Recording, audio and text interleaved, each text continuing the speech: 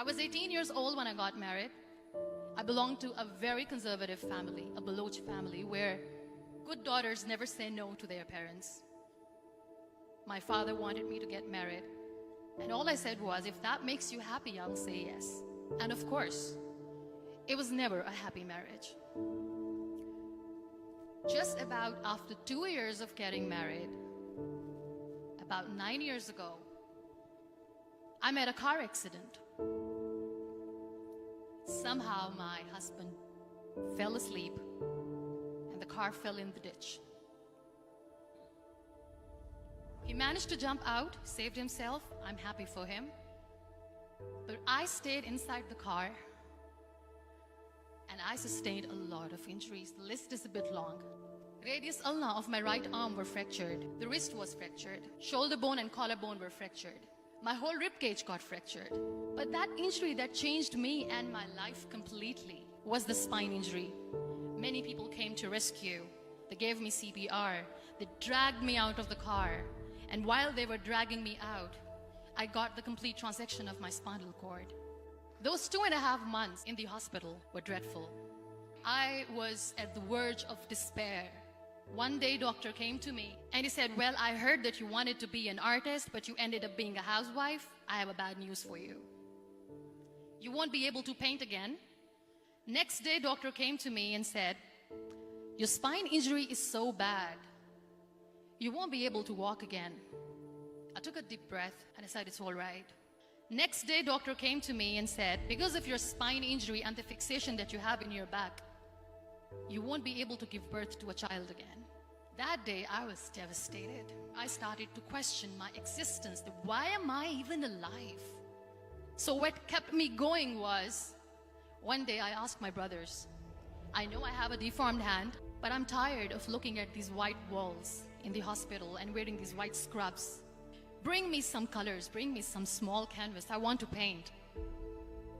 So the very first painting I made was on my deathbed, where I painted for the very first time. What an amazing therapy it was. Without uttering a single word, I could paint my heart out. I could share my story.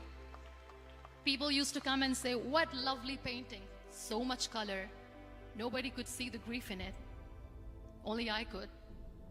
And that day I decided that I'm going to live life for myself. I am not going to be that perfect person for someone. I am just going to take this moment and I will make it perfect for myself. That I'm going to fight my fears. So I wrote down one by one all those fears. And I decided that I'm going to overcome these fears one at a time. You know what was my biggest fear? Divorce. But the day I decided that this is nothing but my fear, I liberated myself by setting him free. And I made myself emotionally so strong that the day I got the news that he's getting married, I sent him a text that I'm so happy for you and I wish you all the best. And he knows that I pray for him today. Number 2 was, I won't be able to be a mother again. And that was quite devastating for me. But then I realized there are so many children in the world, all they want is acceptance. So there is no point of crying, just go and adopt one. And that's what I did.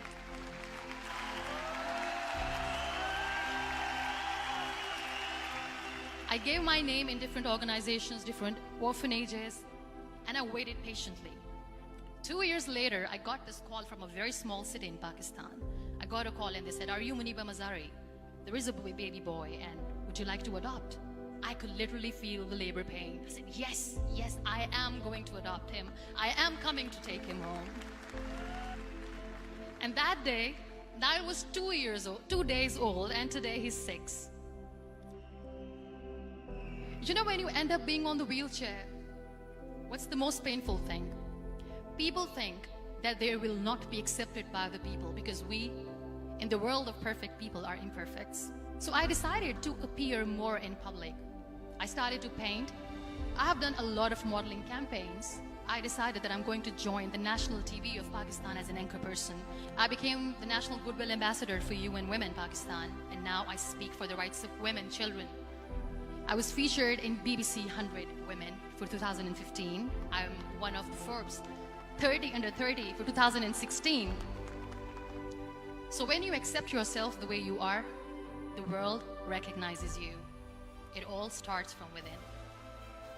We have this amazing fantasy about life. This is how things should work. This is my plan. It should go as per my plan. If that doesn't happen, we give up. I never wanted to be on the wheelchair. Never thought of being on the wheelchair. This life is a test and a trial, and tests are never supposed to be easy. So when you are expecting ease from life, and life gives you lemons, then you make the lemonade, and then do not blame life for that. It is okay to be scared. It is okay to cry. Everything is okay, but giving up should not be an option. They always say that failure is not an option. Failure should be an option, because when you fail, you get up, and then you fail, and then you get up, and that keeps you going. Embrace each and every breath that you are taking. Celebrate your life. Live it. Don't die before your death. Real happiness lies in gratitude. So be grateful, be alive, and live every moment.